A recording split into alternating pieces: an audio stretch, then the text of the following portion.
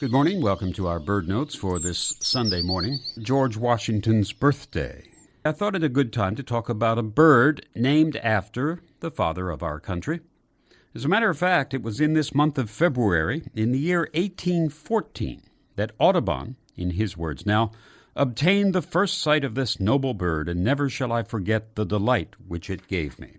It was a very large, dark bird, with a large beak and talons, and Audubon, thinking it was a new species, called it the bird of Washington, and gave it the scientific name Falco washingtonii. If America has reason to be proud of her Washington, he said, so has she to be proud of her great eagle.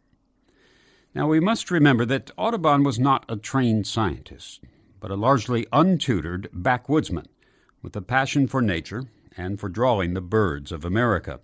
He traveled this young country with little more than the clothes on his back, his drawing materials, his gun — he shot many birds, including eagles, for study — a flute, and an English translation of the Systeme Naturae of Linnaeus. The majestic eagle that so impressed him was not named by Linnaeus in his scientific nomenclature, so Audubon called it Falco washingtonii, the bird of Washington. This bird is still around, though it no longer carries the name that Audubon gave it. You see, his bird of Washington was an immature bald eagle. Audubon persisted in believing that this bird was a new species and not the same bird that he had already painted on 2 occasions as the bald eagle. The immature bald eagle, of course, lacks the white head and tail of the adult. It takes 3 or 4 years for the dark, immature bird to obtain the striking adult plumage. Additionally, these young birds can appear a bit larger than the adults. So Audubon's mistake was a natural one, but I think his idea was a good one.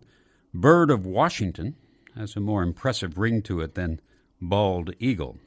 However, even if Washington's name is no longer associated with his eagle, the one that he used to see along the Potomac, we can at least take satisfaction in the fact that the eagle has made a comeback in the first president's home state.